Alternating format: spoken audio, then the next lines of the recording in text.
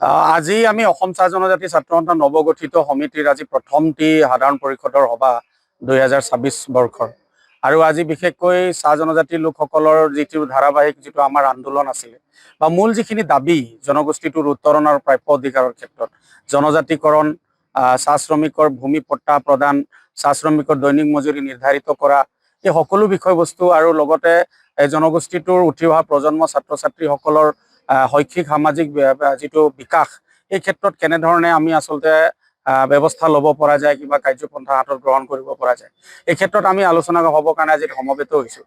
দ্বিতীয়তে মূল কথা হ'ল যে অসম চাহ জনজাতি ছাত্ৰ সন্থাই যিটো দীৰ্ঘময় এটা দাবী জনাইছে এই জনগোষ্ঠীটোক ৰাজনীতিক, সামাজিক, অৰ্থনৈতিকভাৱে সুৰক্ষিত কৰি ৰখাৰ আৰু লগতে প্ৰাপ্য অধিকাৰৰ জৰিয়তে জাতিটোক এটা সৰ্বাংগীন উন্নয়নৰ প্ৰগতিশীল দিশত আগবঢ়াৰ ক্ষেত্ৰত যিটো মূল দাবী হ'ল যে জনজাতিকৰণ, কিন্তু চৰকাৰে আচলতে জনজাতিকৰণৰ মৰ্যাদা প্ৰদান কৰাৰ ক্ষেত্ৰত কিন্তু আজি তাৰিখত বিফল হৈছে।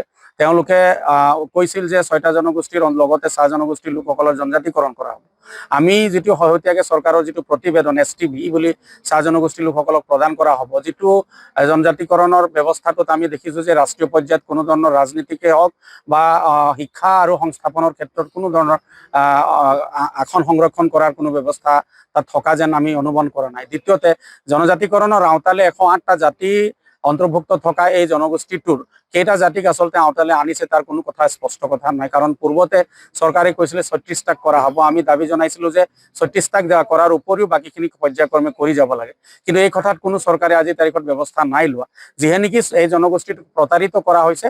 আৰু আমি যিটো দেখিছোঁ আজি নিশ্চিতভাৱে এটা আলোচনা কৰা হ'ব পৰৱৰ্তী যিহে নেকি 2026 চনৰ নিৰ্বাচন আহিছে, ইতিমধ্যে আপোনালোকে প্ৰশ্ন কৰিছে। গতিকে 26 চনৰ নিৰ্বাচনত আমি ৰাইজক এইটোৱে আহ্বান জনাম যে আমাৰ যিখিনি মূল সমস্যাৰ যিটো দাবী আছিলে এই দাবীখিনি চৰকাৰে কিমানখিনি কৰিছে তাৰ ওপৰত বিবেচনা কৰি তেখেতলোকে নিজৰ ভোটাদান কৰিব, আৰু চৰকাৰে এইটোৰ ক্ষেত্ৰত কিন্তু প্ৰত্যাহ্বান মুখামুখি নিশ্চিতভাৱে হ'ব, এই কথাটো স্পষ্ট। দ্বিতীয়তে চাহ শ্ৰমিকৰ যিটো ভূমি পট্টা আবণ্টনৰ কথা আছে, আজি দেখিছোঁ যে চৰকাৰে তেওঁলোকে ব্যৱস্থা ল'ম বুলি ইতিমধ্যে মাননীয় মুখ্যমন্ত্ৰী ডাঙৰীয়া ঘোষণা কৰিছে।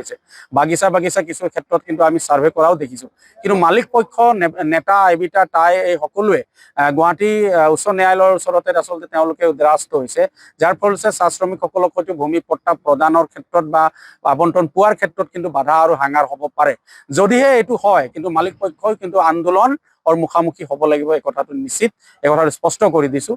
আনফালে এই জাতিটোৰ শৈক্ষিক, সামাজিক, বৌদ্ধিক বিকাশৰ ক্ষেত্ৰত চাহ জনজাতি ছাত্ৰ সন্থা নিজা কিছু কাৰ্যপন্থা আমি কি ল'ব পাৰোঁ তাৰ ওপৰত আজি আলোচনা কৰি পৰৱৰ্তী সময়ত নিশ্চিতভাৱে আপোনালোকৰ সংবাদ মাধ্যমৰ জৰিয়তে আমাৰ প্ৰাথমিক পৰ্যায়ৰ কৰ্মকৰ্তা আৰু অসমৰ চাহ জনগোষ্ঠীৰ ৰাইজক নিশ্চিতভাৱে অৱগত কৰিম। আপুনি বাৰু হাড়ৰ সমস্যাৰ কাৰণে পাটনালৈ যাবলৈ চিন্তা কৰি আছে নেকি? এতিয়া আৰু চিন্তা নাই। আপোনাৰ যিকোনো হাড়ৰ সমস্যা হ'লে এতিয়াৰ পৰা আৰু পাটনালৈ যাব নালাগে, কিয়নো এতিয়াৰ পৰা গুৱাহাটীতে পাব সেই সকলো সা সুবিধা। গুৱাহাটীৰ আমিনগাঁৱত অৱস্থিত Patna orthopaedic and multi speciality হস্পিটেলত কম খৰচতে পাব সেই সকলো উন্নত মানদণ্ডৰ চিকিৎসা সেৱা, য'ত অভিজ্ঞ চিকিৎসকৰ দ্বাৰা সম্পন্ন কৰা হয় বিভিন্ন ধৰণৰ হাড়ৰ অস্ত্ৰোপচাৰ। বৰ্তমানলৈকে 3000তকৈও অধিক ৰোগী সুস্থ হৈছে। हमारे हॉस्पिटल में ऑर्थोपेडिक्स से रिलेटेड हर तरह का इलाज जैसे कि joint replacement, trauma surgeries, spine surgeries, Ilizarov surgeries और की होल सर्जरी जिसको आर्थ्रोस्कोपी कहते हैं, उसका इलाज संभव है।